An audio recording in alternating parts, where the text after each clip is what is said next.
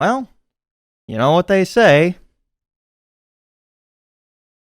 Two makes a series. This time on the Chronicles of Culinary Cuisine, I'm looking at HelloFresh. And this one's a little different from what was Factor. Despite them offering some options where it's just a ready-made meal that you just heat up in the microwave, HelloFresh is meant to teach you how to cook. Kind of. What it does is it provides you with the ingredients and step-by-step instructions for a recipe to make a high caliber dish. Much like with the previous subscription service, I got a discount code in the mail for my move. Everyone gets the option of 50% off on their first box, and then from there, like, subsequently less in the subscription boxes per week. The thing that I got for free from moving is, and I quote, one free item of your choosing. It wasn't a lot. Now, the subscription model that I chose for this one was determined by a couple factors for their website. They had me list out a couple of preferences and my whole journey, much like with Factor. And of those that I selected, I had meat and veggies, veggie, family-friendly, fit and wholesome, under 20 minutes, and pescatarian. So that's literally all of them that were available. From those, they take a sample, select a couple dishes that would fit into the whole meal prep, and then you're allowed to choose how many people are going to be eating. I chose 6 recipes, the most, with 4 servings, not the most. I'll probably end up eating 2 servings each night, and then I'll have some more. That's always a thing that you should look into, is having things stay fresh in the refrigerator and possibly reheat. And that is something that Factor did not do, nor do I expect this company to actually have it in their mindset, simply because of the fact that the subscription model is weekly. Along with the initial 50% off price tag, I still spent $131, and that's without shipping, because the first box ships free. Every other one after that, you have to pay for shipping. I'm canceling it immediately after I finish this recording. Let's pop that open and see.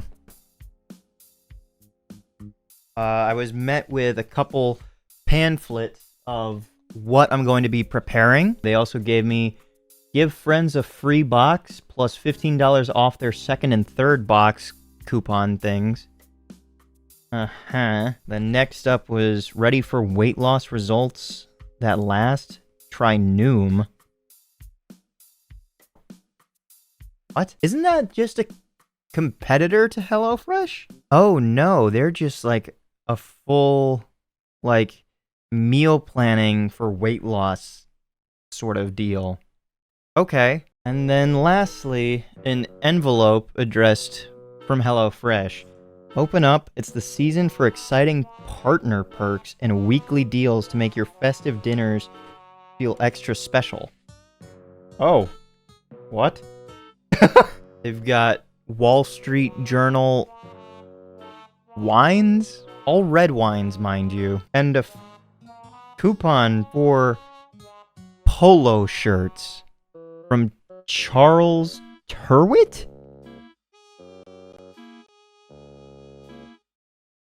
And something from Fabletics.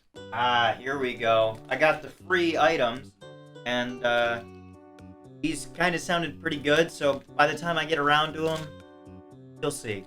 I have one of the full meals here. Every ingredient is all packaged in one bag. I don't know how I'm supposed to preserve this. I think it's all supposed to go in my fridge, and none of it should go in the freezer. I should probably mention, I love to cook.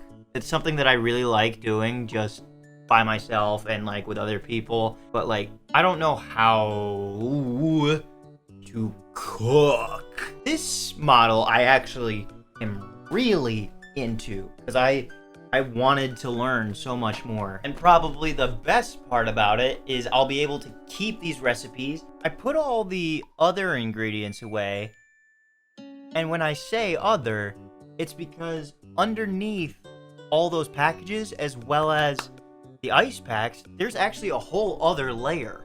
Yeah, I've got the ground beef, ground pork, the chicken breast cutlets, And it also says, use within 7 days of receipt. Previously handled frozen for your protection. Keep refrigerated, do not refreeze. I'm going to, because what else am I supposed to do? Maybe it's an issue with packaging, but I feel like that's a major oversight. You can't always expect someone who has this subscription service to cancel or postpone a delivery, and then if they're super busy and it still gets delivered, what are they going to do? They get sent this box that they can't do anything with, so they have to freeze the meal before they get into it, and then they have to cancel that subscription thereafter. So I'm just going to do what's expected of people, to freeze the meat and just have it defrost the day that I'm making it. So I have everything tucked away at this time. The vegetables are currently in the refrigerator, remaining to be chilled, and the meats I have in my freezer to just wait and preserve for the longest time, I guess. We'll just have to wait and find out what all happens. Now, if you don't mind, I've got a subscription that I need to cancel online. Today I'm looking at making this dish, which is the Italian chicken over lemony spaghetti with zucchini and chili flakes. Now, it's not going to be as picturesque as this because A, I am not a proper chef, and B, it's also going to be the first time attempting to cook this specific meal, so don't expect it to be picturesque. I'm going to try and break it down so everybody can maybe in the future follow along. It says here that it takes 30 to 40 minutes to make at 740 calories per serving with 46 grams of protein. Following the recipe for what they provided me for 4 people, you need 1 teaspoon of chili flakes, 6 teaspoons of Parmesan cheese, 2 teaspoons of Italian seasoning, 12 ounces of spaghetti, 2 zucchini, 2 chicken stock concentrate, 3 tablespoons of sour cream, 1 lemon, 2 cloves of garlic, and 20 ounces of chicken cutlets. Now that's of the ingredients that they supplied me. On the back, it mentions other things that you need from your own personal pantry, which, I'll be honest, I did not have because I've just moved. I say just, but I've been here for a little bit. This involves kosher salt, black pepper, cooking oil, olive oil, and butter. The cooking tools needed for this are a large pot, lemon zester, strainer, a large pan, and some paper towels. Of everything listed on this little cheat sheet that they provide, I have everything except the zester. But I do have a multi-sided cheese grater that I think I might be able to get away with. I'm going to try my best to record everything in the step-by-step guide that they have provided in hopes to at least help visualize every step that is going into making this dish. We're first going to bring a large pot of salted water to a boil.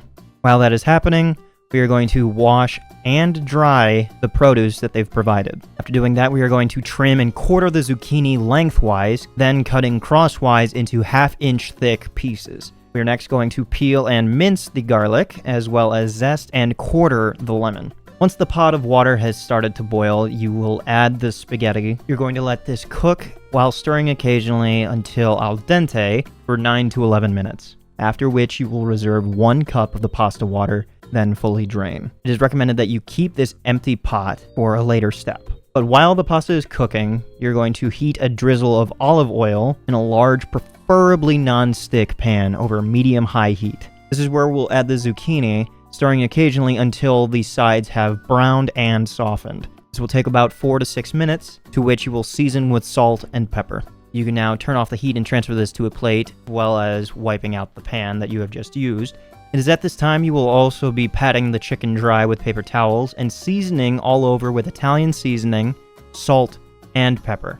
Once the zucchini is done, we're going to heat a large drizzle of cooking oil in the same pan over medium-high heat. Here you will add the chicken and cook until browned and cooked thoroughly for 5 to 7 minutes per side. You may now turn off the heat and transfer to a cutting board to rest. We're now going to heat a drizzle of olive oil in the pot used for spaghetti over medium-high heat. Here we'll add the minced garlic, half of the lemon zest, and a pinch of chili flakes. You're going to let this cook while stirring until fragrant for about 20 to 30 seconds. After which you'll stir in 3/4 of a cup of the pasta water from before, the stock concentrate, and the juice from 4 lemon wedges.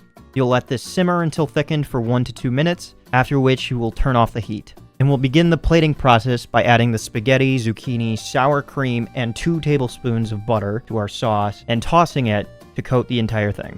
Here we're going to add half of the Parmesan and season with salt and pepper, and if needed, we're going to stir in the reserved pasta water a splash at a time until the spaghetti is coated in a full creamy sauce. We'll next divide the pasta between bowls and top with chicken, the remaining Parmesan, the remaining lemon zest, and a pinch of chili flakes if desired. And for a little extra flair, you can always serve it with any of the remaining lemon wedges on the side. There it is, wasting no time at all because I'm pretty sure that this is going to be almost room temperature by the time that I actually eat it because it took so long to actually make.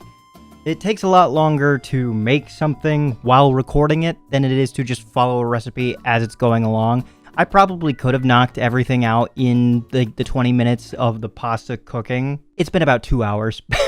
First, I want to try out this chicken because this thing has been probably sitting out the longest without heat.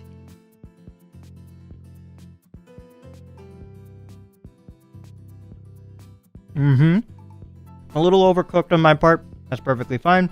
Seasoning is really good though. Now for this lemon zucchini pasta. The sour cream is the predominant flavor for whatever reason. I only added as much as they gave me and told me how much to add, but that seems to be jumping out the most. Now, there are a bunch of steps in this that I just could not follow perfectly. Obviously, with me recording, I had to like jump from camera to item to item to camera to camera to item, stuff like that. But the one thing that I was worried about, the lemon, with the lemon zest. You probably could see that I messed up in the video and I had already cut the lemon before I started zesting, in which I didn't even end up using the thing that I thought I could use for the lemon zester. I just used a regular cheese grater and that seemed to suffice because I am tasting a hint of lemon strewn about this. Every now and again, I am getting like a little bit of heat from the chili flakes. Can't really say that there's a cheesiness coming from the Parmesan, but it's literally just as like a topping, and that's it. The one thing that came about from all of this, seconds, or tomorrow's lunch, dinner, and dessert. It's really good, but the problem now is that after making it and putting all this effort into it, I'm not that hungry. There's this like phenomenon where I've worked an 8-hour shift going into where I was handling food hungry, and I walked out full, not having taken a bite of anything. Honest to God. I'll log back in, give my thoughts for what I think of as a leftovers sort of meal. That's so far pretty decent. Wish I could have done the chicken a little bit better, but you know, that's my ability to cook more than anything. The zucchini kind of just is there. Go from pasta and chicken and a nice creamy flavor, a nice herbal, and then all of a sudden zucchini, and that's it. I don't know if that's just me undercooking it or something. Probably, with me like learning how to cook that specifically, it's probably what failed me in the end. A little afterthought, still have like the tiniest little bit left. The thing that helped me a little bit more in like experiencing the flavors from the chicken and the pasta is actually like dicing up the chicken and having it more random bites where the chicken and the pasta are together instead of just completely separate. It has this more full flavor, whether it be from the aromatics and the chicken, in which I think I actually did appropriately cook it in some spots. I got to the more plump part of the chicken, but I do think that I really did overcook the chicken slightly, so that makes me worried for the thinner pieces of chicken that I had, because I chose one of the more plump ones to try for tonight. But I don't think I'm gonna have any seconds because this thing is filling. I'm gonna be having some for dinner for the next 3 days, probably. So it's the next day, and I've since just finished eating another portion of it. After having time to chill and reheat in the microwave, still honestly pretty good, and it has all of the same flavors. Honestly, I think somehow the texture of the zucchini got a little bit better, but I don't know if it's a result of me trying to eat it with the pasta more so and the chicken all in one go, and it seems to help quite a bit. It's a very cohesive dish, from the slight spice of the chili flakes, the lemon, the citrusy flavor, the creaminess. It is very good. The one thing I am noticing is that portion size, although very good for someone who is trying to maximize the amount of times that I can eat something, the ratio of chicken to pasta is drastically one-sided. I don't even think the chicken is going to last 3/4 of the pasta, honestly. Like, there is that much. I really hope that all of the ingredients that I've purchased through this are able to last me enough time for me to make all of the recipes. I've been saving the next recipe for the next rainy day I had, and I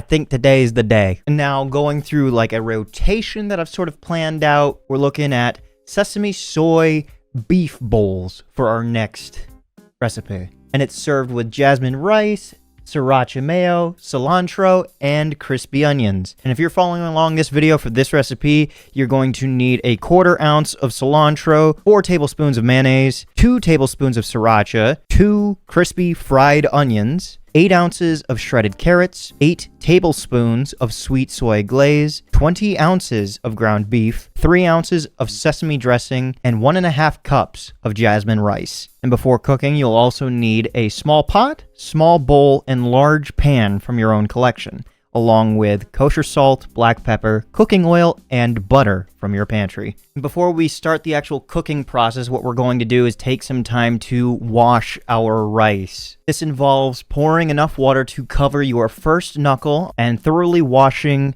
draining, and repeating the steps until the water is no longer cloudy. From there, we're going to cook the rice by combining the rice, a pinch of salt, and at least 2 1/4 cups of water. You'll first bring this pot to a boil, after which you will cover and then reduce to a low simmer, and you will let this cook until the rice is tender. This will take about 15 to 18 minutes, after which you can remove from the heat, still covered, until it's ready to serve. While the rice is cooking, we're going to take time to wash and dry the produce. We'll next roughly chop the cilantro. Here they actually have a little tidbit of extra information saying the cilantro stems are actually edible. And while they add a ton of flavor to the dish, they are slightly less tender than the leaves, so you'll need to mince them as finely as possible for the best possible texture. Once finished there, in a small bowl, we'll combine mayonnaise and sriracha to taste. Obviously, this is to your preference. I'm going to go a little bit heavier personally. And next, we're going to heat a drizzle of oil in a large pan over medium-high heat, to which we'll add the beef and a big pinch of salt. We're going to cook this and break it up into smaller, bite-sized pieces until it's browned in about 3 to 4 minutes. From there, we'll stir in the carrots, the sweet soy glaze, and the sesame dressing. You'll continue to cook this until the carrots are softened, the beef is cooked thorough, and the sauce is thickened. This will take about 2 to 4 minutes more, after which you will season with salt and pepper to taste. And from there, you can turn off the heat. And now we'll return to the rice, in which we'll take a second to fluff up the rice with a fork, stirring in 2 tablespoons of butter, and possibly salt and pepper to your preference. Here we'll be dividing up the rice between bowls and topping with the beef mixture and any remaining sauce from the pan. You'll want to drizzle on the sriracha mayo and then sprinkle with some crispy fried onions and cilantro. There we have it. I've got a sesame soy beef bowl. I forgot to mention that this thing is supposed to take 20 to 25 minutes to make. It took me just under an hour, and that's like recording and also the longest step, which is cleaning the rice. Me being white, I don't know if I still did it right. One serving is roughly 1,050 calories, and it comes with 32 grams of protein. I'm looking forward to tasting this because every step of the way smelled awesome. The beef, the carrots, the sweet soy glaze is more like a teriyaki sauce with the sesame dressing and everything. The rice is soaking up that sweet soy glaze. I want to try a bite with some of the sriracha mayo, the crispy onions, and now the cilantro along with the beef.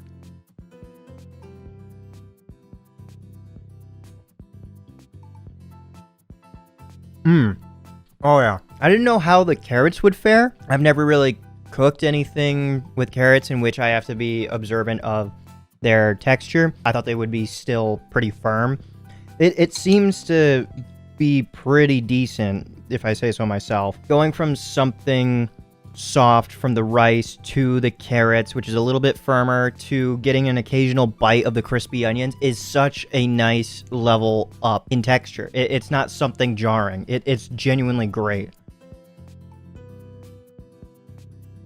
And then the fattiness from the beef being soaked up by the rice, it's just so good. I actually don't know if I have the gene for cilantro. I can definitely smell cilantro, and the occasional bite, if I do get it in, I can maybe smell it on my breath, but that's about it. I can't really discern a smell. This is genuinely a solid roundabout dish. Like, it is so good.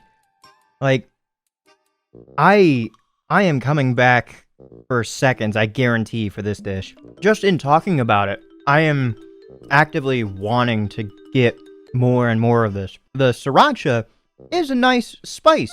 It adds something, not exactly heat-wise, but flavor. It has a nice slight garlic and vibrancy, I guess. I guess while I'm here, it's something that I found out in the days after the first dish. While I was happy to have food left over and not have to go out and pay for something fast food and save a little bit of money, I found myself feeling lonely. That is something that I get out of cooking. I did feel accomplished after completing a dish that I had never tried before.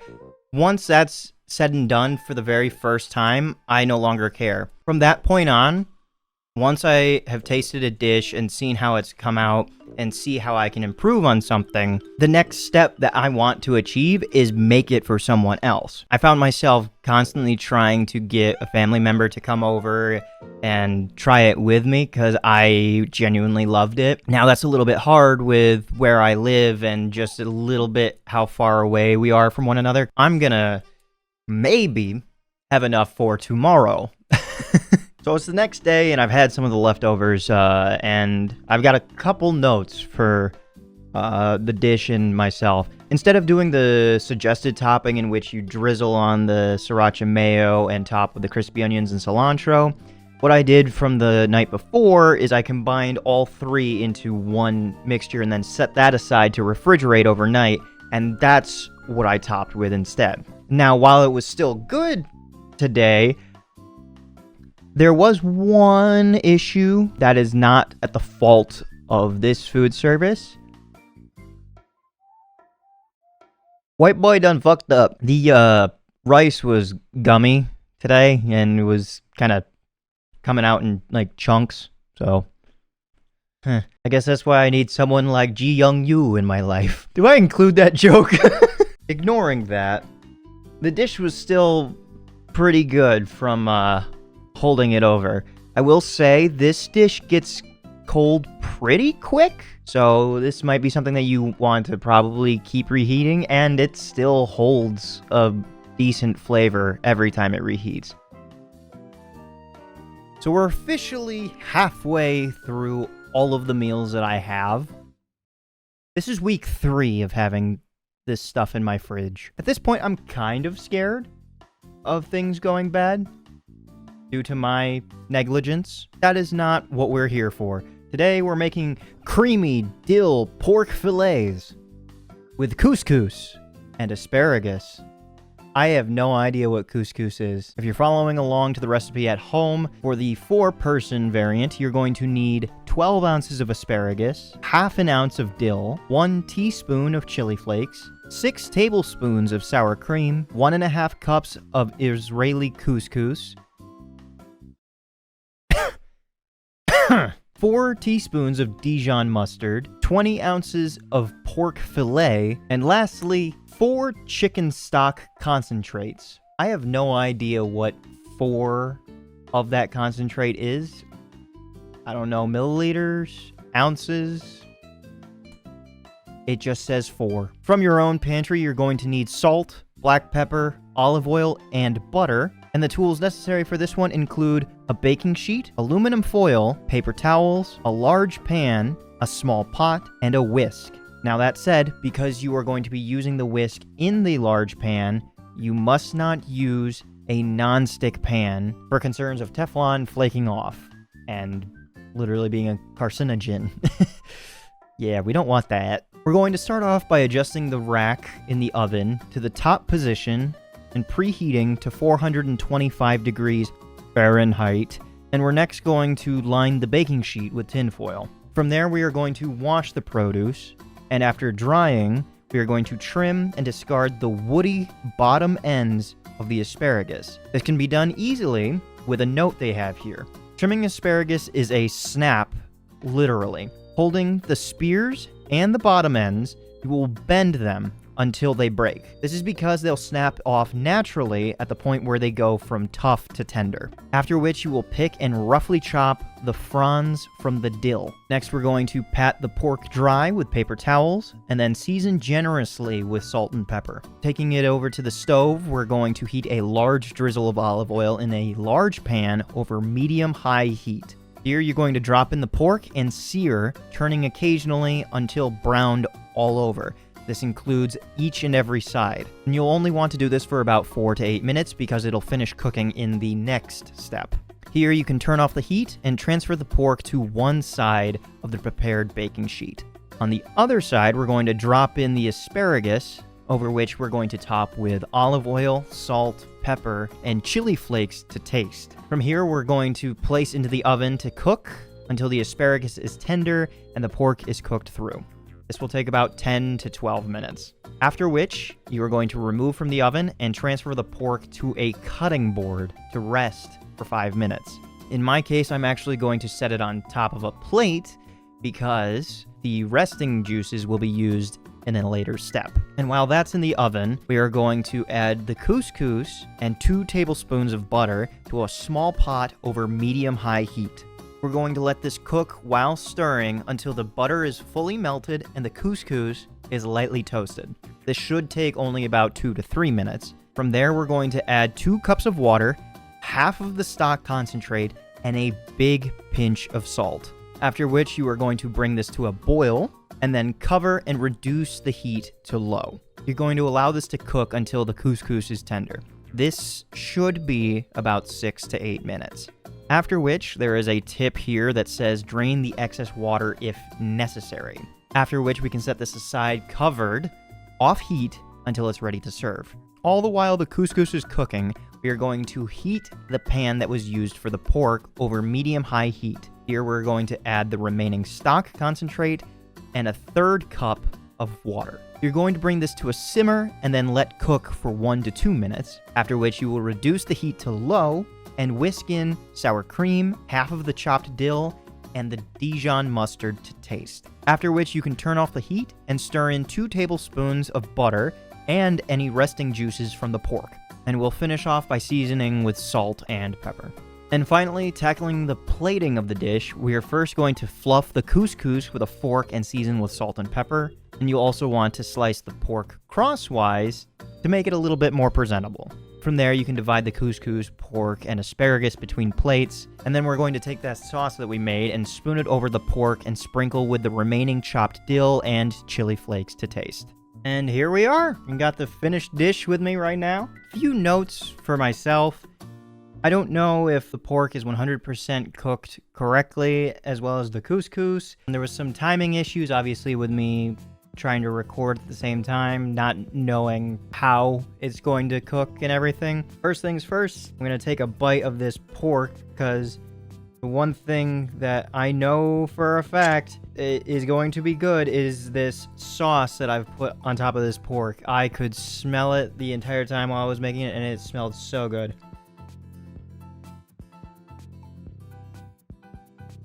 Mmm. Wow, that's good. Maybe a bit too much pepper for me personally, but that was something ages ago. But wow, that is amazing flavor. The dill, Dijon mustard, that's probably what I'm tasting more than the pepper, I think. But the sour cream makes it nice and thick and creamy. The pork is possibly a little overcooked, but that was just me worrying about whether or not I could cook it thoroughly in the pan first and then put it in the oven, whether or not that would work out in the end. Then let's get a bite of this couscous that I've never had before.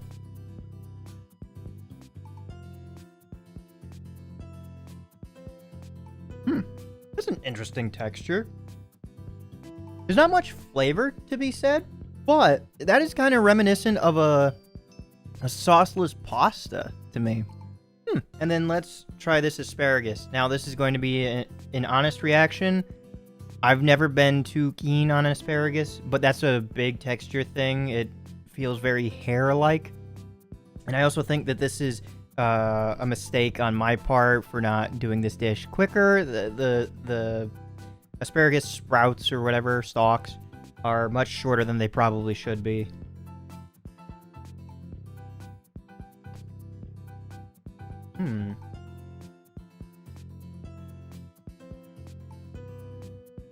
Salt and pepper and chili flakes are covering up a world of hurt for me. I got that down. I'm kind of impressed. I cannot stand asparagus texture to the point where I've always spit it out. Not bad. I'm going to continue to enjoy this and savor every bite. Wow. That sauce, star of the dish. If anything, I'm probably going to try and put it over the couscous as well. That is good. I completely forgot. I've already finished the pork. This dish is 640 calories, so I think it's a little bit lighter. It comes with 36 grams of protein, and it roughly says that it should take 30 to 40 minutes to make. I believe that. I got it just over an hour. I'm pleasantly surprised by this dish. Like this is a really good one. So it's 2 days after I made the initial pork fillet dish, and I've got some notes because I just had some leftovers today to try it out, and honestly, I think it was better. The pork, mind you. I don't know if this piece was just juicier and just had a lot remaining over, but even after being refrigerated and then reheated in the microwave, it was juicy. And I mean it. That being said, I don't know if it's a thing that was a result of me, A, properly cooking that piece of pork, B, maybe juices soaked back in after refrigerating, C, maybe this one was just a juicier piece of pork. I would not have said that while I was cutting it initially. Or D, a tactic that I use to make things a little bit fluffier for things in the microwave is I heat up whatever I'm cooking and put a bowl of water at the same time. Doing that allows the water to vaporize a little bit and soak back into whatever you're cooking, and or reduce the amount of water being taken out of something, because that's how a microwave works. It takes whatever is in there and it rapidly shakes up the water molecules. That is how it is working, okay? So by doing that, I don't know if it was a result of me, but I just knew that going into it, I wanted to do that. I wanted to make it a little bit juicier, trying to bring some life back into this dead pig. But that's the pork. Despite that somehow being better, The sauce, exactly the same. It's still so good. It's so flavorful. And I've got so much that probably by the time that I'm done with it, using it on the pork, as well as the couscous, because I tried that today, and it's kind of saved it a little bit because that did not hold up as well. The flavor of couscous, neither here nor there. It's just starch. Being refrigerated, it definitely holds its shape like Play-Doh. Still tasted fine. And the asparagus, I think actually held up pretty well. But as for the sauce, I'm gonna have so much left over. I think I'm gonna end up using it as if it were chickpeas. Come on. Hummus. How that left my mind. Wow. Essentially, with how thick it's become after being refrigerated, but that's probably a result of the how much sour cream is used in that, and I'm not gonna complain. I've got some jalapeno chips that, and a lot of leftover dill and pepper flakes.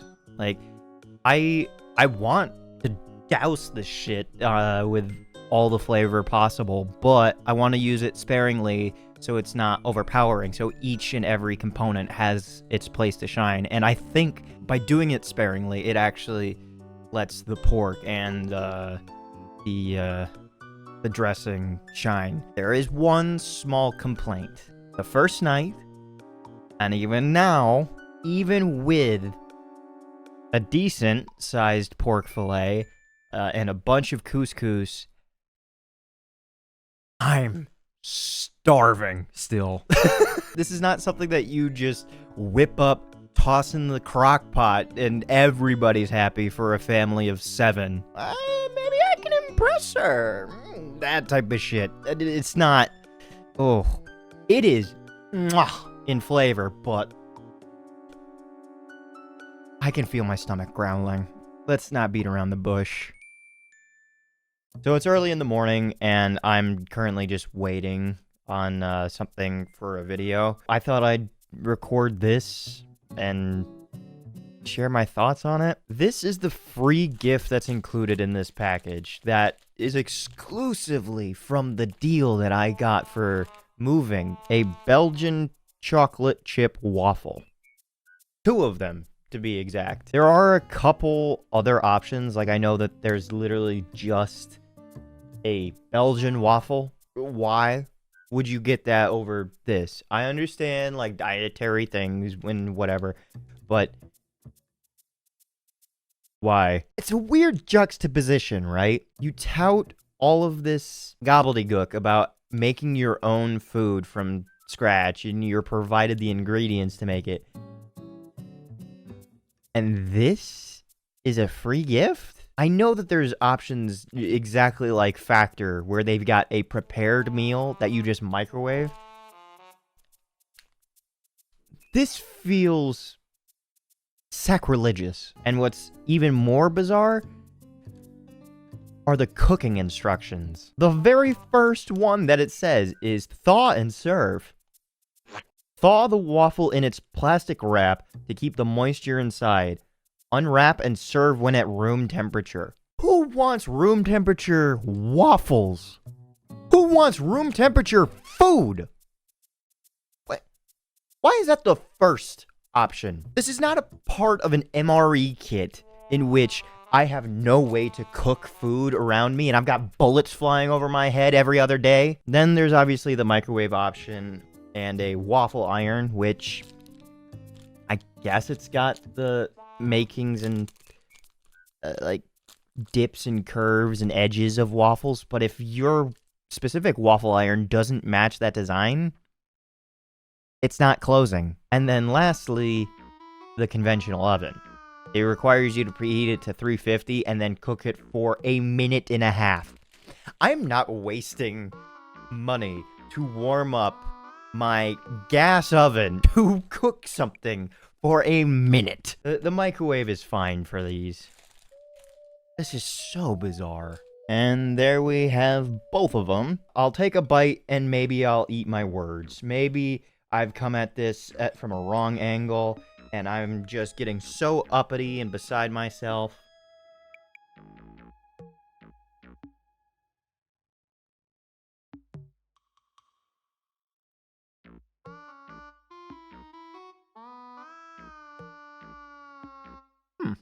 Maybe I haven't had a waffle in this long. I'm more of a pancake guy. That texture doesn't seem like most waffle batter. It was fluffier than I was expecting. Not exactly like pancake fluffiness, but fluffier than any other waffle I've ever had. Temperature I would like a little bit more, honestly. And the chocolate chips are chocolate chips. It little burst of sweetness and cocoa in there. It works.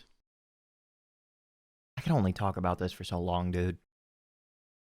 The next dish that we're looking at is spicy cashew chicken lo mein. This comes served with dark meat chicken, green beans, bell pepper, and lime. It's been a busy day today, and I know tomorrow is going to be even busier. So thankfully, this dish only takes 20 to 25 minutes to make, with 620 calories and 38 grams of protein. In the 4-person recipe, they recommend 2 ounces of sweet Thai chili sauce, 1 ounce of cashews, 8 tablespoons of sweet soy glaze, 2 teaspoons of garlic powder, 9 ounces of lo mein noodles, 4 scallions, 20 ounces of diced skinless dark meat chicken, 2 teaspoons of sriracha, a whole lime, 12 ounces of green beans, and 2 green bell peppers. I'm really hoping that with all this time that it's taken me to get through these recipes, that I actually don't need to throw out some of them. You're also going to need kosher salt, black pepper, and cooking oil from your own pantry. And the tools that we'll be using today are a large pot, a small bowl, a strainer, and a large pan. To begin, we're going to bring a large pot of salted water to a boil, and while that is happening, we are going to take the time to wash and dry the produce. From there, we are going to trim the green beans, if necessary, and halve them. Next, you're going to halve, core, and thinly slice the bell pepper, after which you are going to trim and thinly slice the scallions, separating whites from the greens. The reason for this is because the whites are better for cooking, while the greens are better for a garnish. Next, we are going to quarter the lime. Off to the side in a small bowl, we are going to combine the sweet soy glaze, the chili sauce, and a 1/3 cup of water. You'll also be adding as much sriracha as you prefer. Once the water is boiling, you're going to add the noodles to the pot, and you're going to let this cook until al dente, only stirring occasionally. This should take about 5 to 7 minutes, after which you will drain and set aside until ready in the final step. From there, we're going to heat a drizzle of oil in a large pan over medium-high heat, and to that, we'll add the chicken, green beans, bell pepper, scallion whites, salt, and pepper. We're going to let this cook while stirring occasionally until the veggies are softened and the chicken is cooked thoroughly. This should take about 4 to 6 minutes. From there, we'll add the garlic powder and stir to combine. Please make sure if you are using a non-stick pan, do not use a metal instrument. From there, we are going to stir in the drained noodles, soy chili sauce, and juice from 2 lime wedges into the pan with chicken and veggies. Here we're going to let this cook while stirring occasionally until the sauce has thickened. This should take about 1 to 3 minutes, and as an important tip, if the noodles seem dry, add 1 tablespoon of water at a time until everything is coated in sauce. From that point, you can divide the lo mein between shallow bowls and top with cashews and scallion greens. From there, you can serve with any remaining lime wedges on the side. And there we have it. I've got the chicken lo mein. Some very, very good smelling sauce. Like, from the moment that I opened up the first sauce packet, I knew it was gonna taste good. But let's put it into practice, I guess.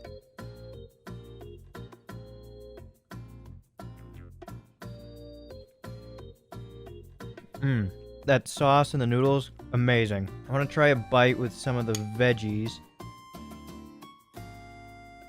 The bell pepper adds a little something I can't quite pin it.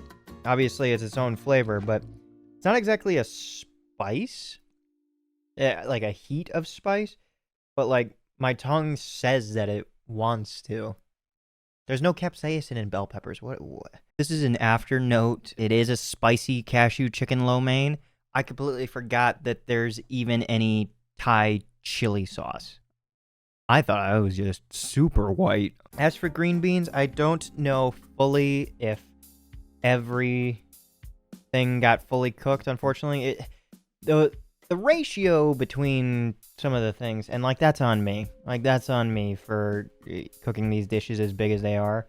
But I feel like there were so many green beans for me to prepare, and that's what a lot of my time was spent doing. It's kind of dark now. Now let's get into the chicken, which I thought was going to be more dark meat, like properly cubed. No, it was just like chunks of chicken. I was not expecting really that. But let's test out this dark meat chicken. All right. Yeah. That is where a lot of the flavor is hiding. The garnish of the cashews and the green scallions, they're not really amounting to much. They were small packets of cashews, and I did not have a lot of green scallions or scallions thereof at all, or even full bell peppers, and that is on me because it has taken me so long to get through these dishes that part of that bell pepper was not good to use at all. Like, not salvageable at all. Completely tossed to the wayside. I do want to see how this tastes with some more lime juice on it. Okay. Instant game changer. I actually like it a lot more with the lime juice freshly squeezed. Because while it is still nice, decadent, and saucy, and it's got like the earthy notes from the green beans and the bell pepper, having that citrus in it actually like brightens it up. That honestly saved this dish for me. The problem is that I only have one more lime section left. Maybe I can salvage some of the juice from this one and the other half, or the other quarter. Oh well. You'll find out when I get around to it, I guess. So I just had some of the leftovers, and I wanted to share my thoughts of what this dish was like after being reheated. Honestly, it's, I think, better. What I may have done improperly when I first cooked it has been fixed by being in the microwave. The chicken remains pretty juicy.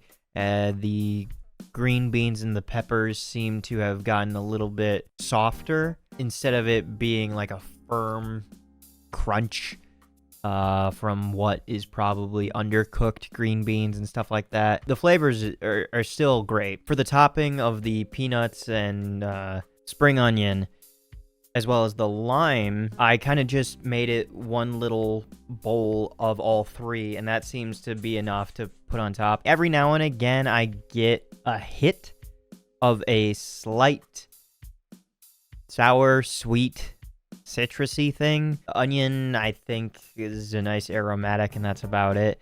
The peanuts at the end of the dish, because you don't even taste them at all, I don't think it's enough to warrant it being in the name of the dish. Spicy cashew chicken lo mein. It's spicy, and I've even decided to put even more sriracha sauce on it, and like that seems to be enough of a kick to add something else to it.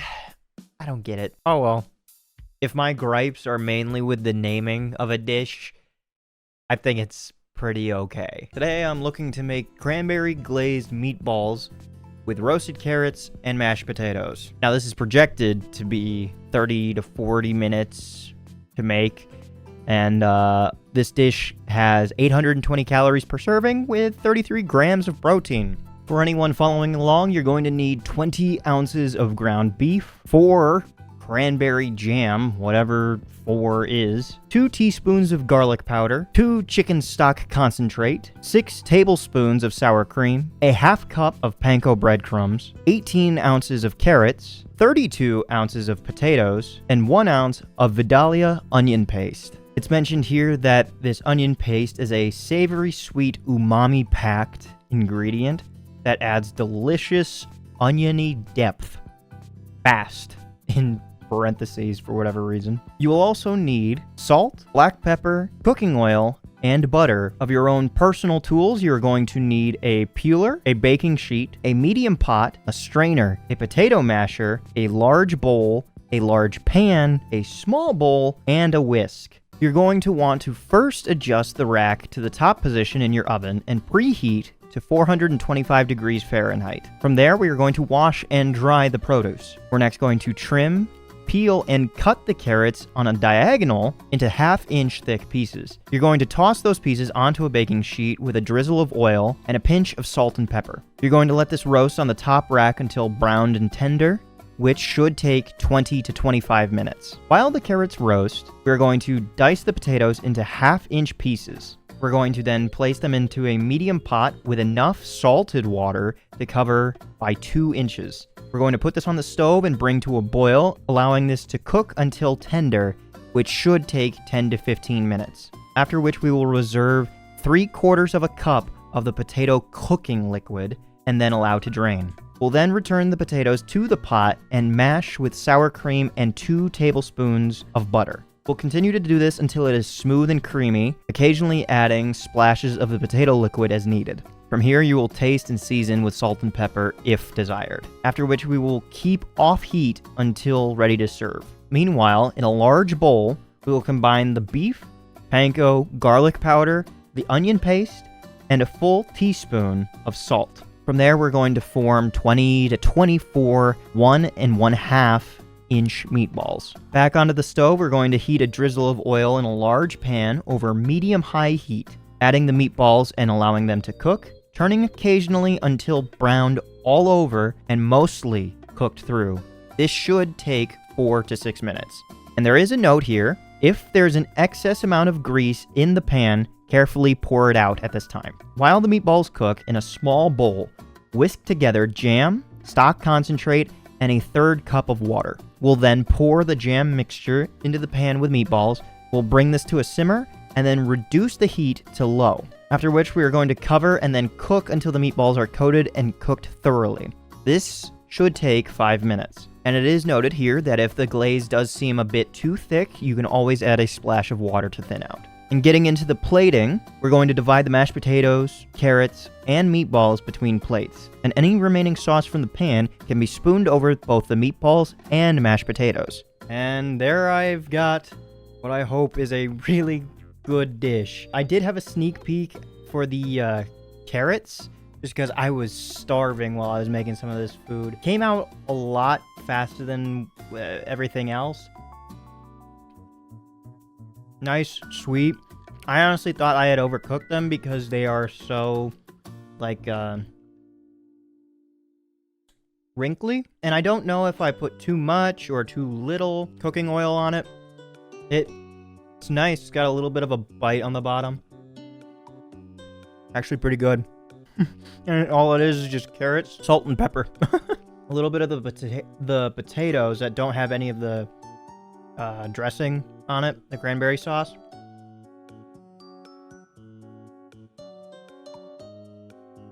Okay, nice, creamy. It's got a little bit of the potato skin in it because that wasn't skinned like the carrots were. Now let's see how these meatballs turned out. Cutting into one seems pretty well cooked, honestly. And when I cut into it, it squished and had some juice come out.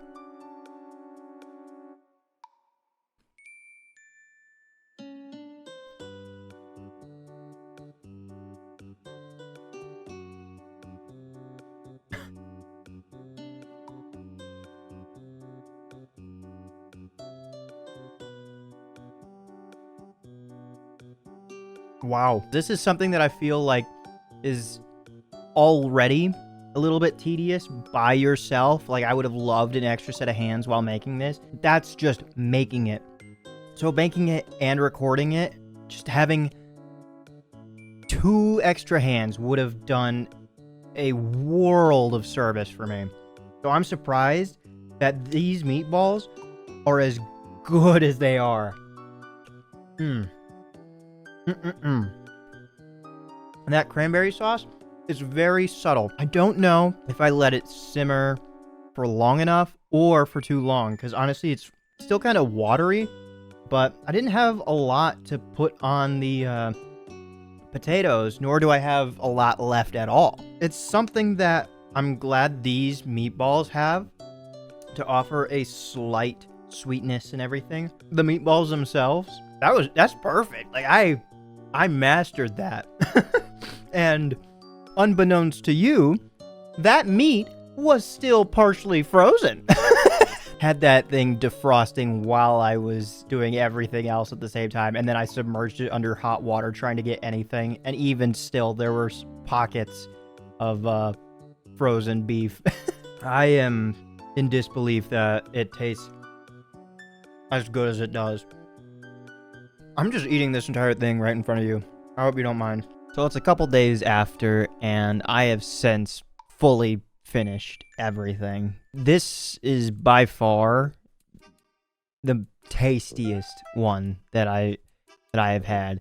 And that's just to say that I think I properly cooked what was the main part of the meal correctly, the meatballs. Like I feel like I nailed that, and the potatoes pretty decently well. The only thing that I think could have done better, learned from, is just the carrots and reheating everything. Meatballs, mashed potatoes, perfect. Carrots get a little mushy, but barely at all, because I think because I cut them a little bit too thick, they were fine. They held. The one thing of note is that the mashed potatoes and the meatballs should be reheated separately. That way you're not trying to heat up two different things and only resulting in both of them being lukewarm at most and then having a chilled center. Being able to mix up the potatoes would help out quite a bit. The meatballs, depending on where they are on the plate, the outer meatballs are fresh and hot, and then the meatballs on the inner part of the plate, not so much. I can't complain. It was good. All right. Let's see what we're making tomorrow. And we're finally on the final meal. And we're looking at one pan Santa Fe pork tacos with Monterey Jack and cilantro lime slaw. They say this one should be a little bit shorter, taking roughly 20 minutes to make, and it's 920 calories and 34 grams of protein. For the 4-person recipe, we're looking at 1 whole onion, a 1/4 ounce of cilantro, a whole lime, 2 tablespoons of Southwest spice blend, 4 tablespoons of mayonnaise, 2 Tex-Mex paste, 3 tablespoons of sour cream, 20 ounces of ground pork, half a cup of Monterey Jack cheese, 12 tortillas, and 8 ounces of shredded red cabbage. You're also going to need salt, black pepper, cooking oil, and sugar. And the cooking tools that we're going to need today are simply a large pan, a large bowl, and some paper towels. We're first going to begin by washing and drying the produce. We are then going to halve, peel, and finely dice the onion. We're next going to finely chop the cilantro and quarter the lime. Turning over to the stove, we're going to heat a drizzle of oil in a large pan over medium-high heat. We are then going to add the onion and a pinch of salt and let cook, stirring occasionally until slightly softened and lightly browned. This should take 2 to 3 minutes. We are next going to add the pork and Southwest spice blend, allowing this to cook while breaking up the meat into smaller pieces until browned and cooked thoroughly for roughly 4 to 6 minutes. And while the pork is cooking, in a large bowl, we're going to combine the cabbage, mayonnaise, half of the cilantro, juice from the whole lime, 2 teaspoons of sugar, and a pinch of salt and pepper. We are next going to stir the Tex-Mex paste into the pan with the pork mixture until it's fully coated. From there, you can season with salt and pepper to taste, after which you will remove the pan from the heat. We're next going to take the tortillas and wrap them in damp paper towels, and we're going to microwave them for 30 seconds or until warm and pliable. We'll then divide the tortillas between plates and fill with pork filling, Monterey Jack, slaw, sour cream, and the remaining cilantro. And these can be served with any remaining lime wedges on the side. And there we have it. I know that the coloring isn't the best on this camera and everything, but it'll have to do. It's a lot of white on a lot of white, so I am looking forward to trying this. Oh my god. Everything just, it was right up my alley. The cabbage slaw, the Tex-Mex pork, sour cream, and everything. Just, oh, I cannot wait to get a bite of this.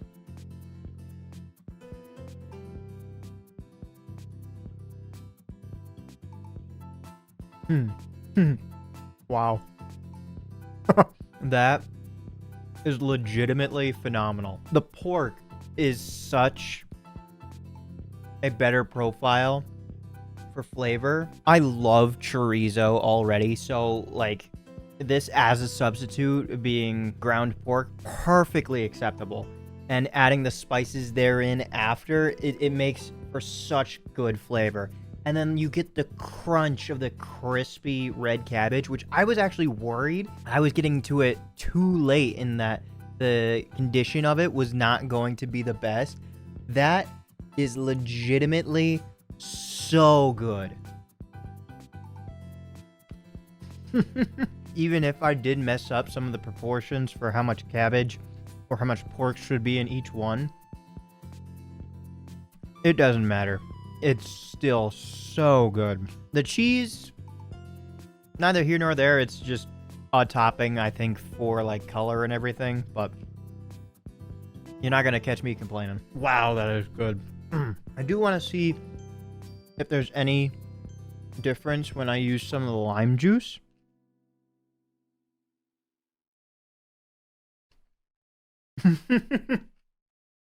Wow. It's surprising how much vibrancy just a little spurt of lime juice adds. It's citrusy, it's light, it's bright. Wow, that is good. If I don't stop now, I'm gonna eat this all right here and I'm not even gonna enjoy it. That is so good. I wonder what it'll be like tomorrow. I had it for lunch and dinner. This is the best one, and I somehow saved the best for last. Now, I might be biased because I do really, really do love Mexican food and everything. The spices surrounding it is so good. It's just a solid dish, and it held up so well into the next day. And just by putting a bowl of water in the microwave while reheating the pork, kept it nice and juicy. I did, however, run out of cilantro the second dish. So the dish that I had for lunch today, I ended up using the rest of the cilantro that I had. I do think I'm also just running out of sour cream because even in the example photograph, they put one small dollop on each taco, and like that's enough. That's enough. It's just another splash of flavor when you get to it. Each little, I think, 2-ounce packet is good enough for probably 4 tacos. 6 for one package is kind of pushing it, and if the average is 4 in the way that I'm seeing it, you're not less than 12. The only thing that I'm really worried about is the bowl with the slaw in it, with the red cabbage. That bowl was white. It is now a shade of pink on the inside. God, I had like a proper addiction to this thing. I had it for lunch, and the moment that I finished eating it, I wanted more. But I wanted to save it for tonight, for dinner, so I'd be able to enjoy it even longer.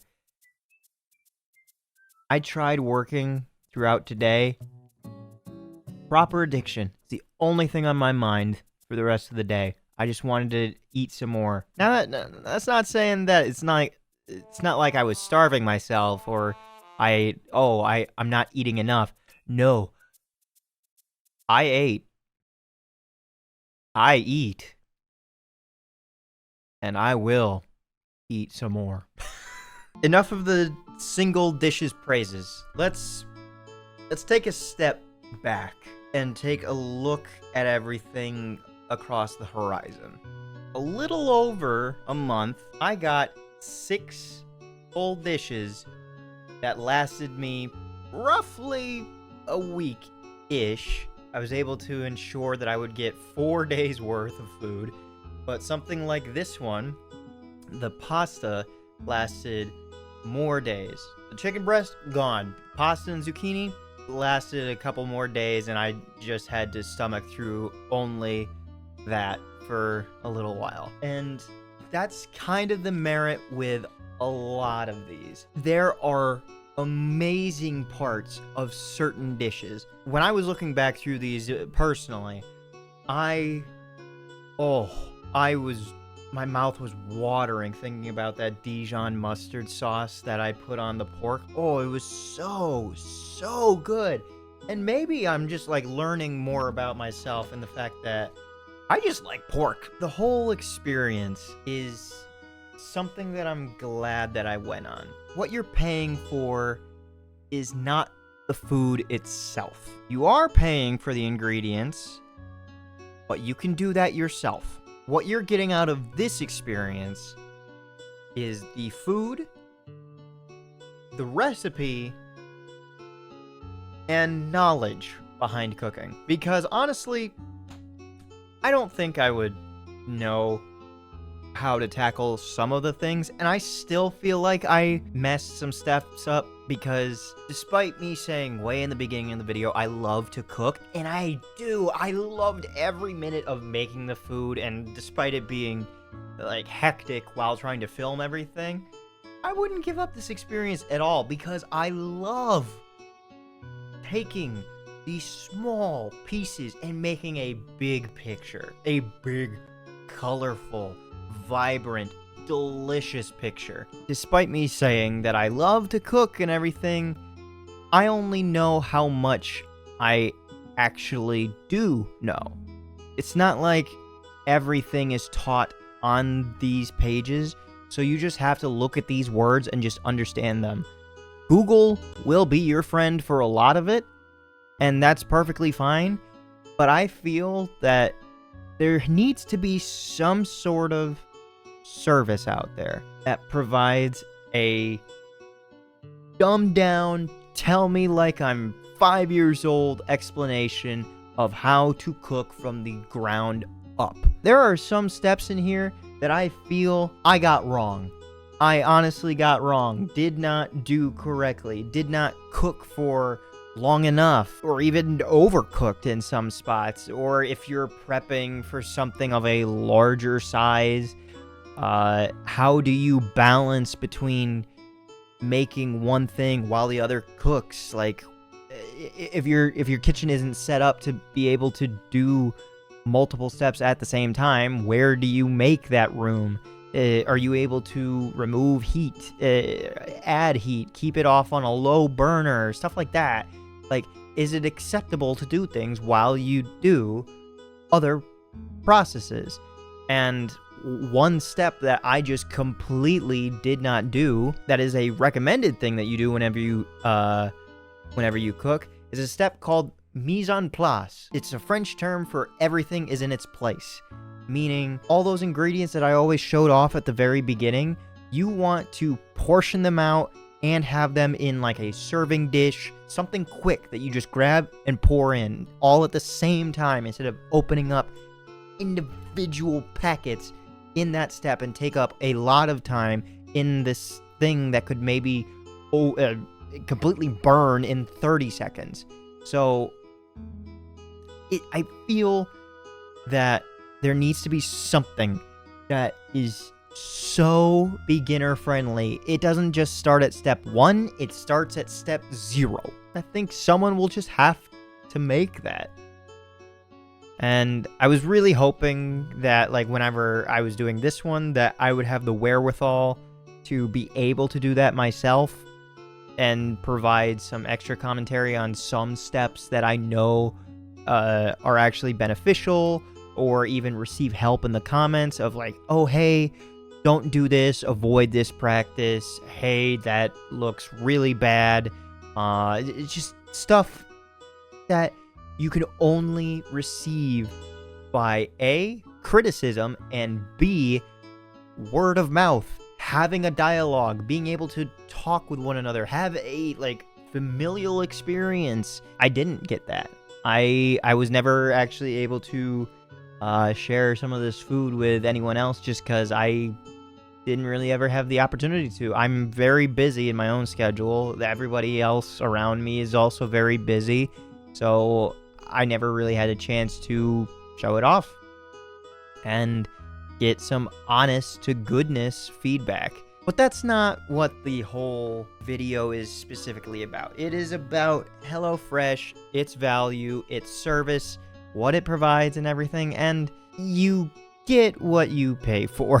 And yet, I still don't think it's totally worth the price. Much like what was Factor, they do offer the different health variations and everything that you can always test out and see if you want to go maybe like keto or pescatarian, vegetarian, and make those and have them actually be tasty if you're learning how to make these dishes and everything.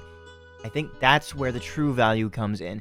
If you're doing something like I did and you're just making food, don't. It's wonderful to try out because you are getting all of these pre-portioned ingredients to use for a specific recipe at a justifiable price. I think roughly with the 45% discount, again, it's been a month, it should roughly come out to be just above all the individual ingredients, probably more even with the discount. So if you're basically doubling that price, no, I don't think that's worth it. I do think adding more recipes to my collection of cookbooks and pamphlets and everything, and just random magazine splices that I've ripped out. Don't tell JCPenney. It's really a fun experience that I just don't think I would have ever gotten had I not forced myself into this opportunity. I do hope in the future that there is some way to make this a justifiable experience from HelloFresh, because honestly, this is such a better experience for the dollar. But this, making the food yourself, putting the oil to the pan, salting the meat, the beef, the pork, the chicken, you don't get that experience just by popping shit into a microwave. Come on, in the end, it just looks better, right? We can agree to that. It may be a little bit more chaotic looking as a final dish when you've made it yourself as compared to something of a 3-star Michelin restaurant in France or something. This is a home-cooked meal. And I loved it. So with parting thoughts, I'm glad. I'm happy. And I'm hungry. Thankfully, there's a world of food out there. And I'm ready to start learning. Have a nice day.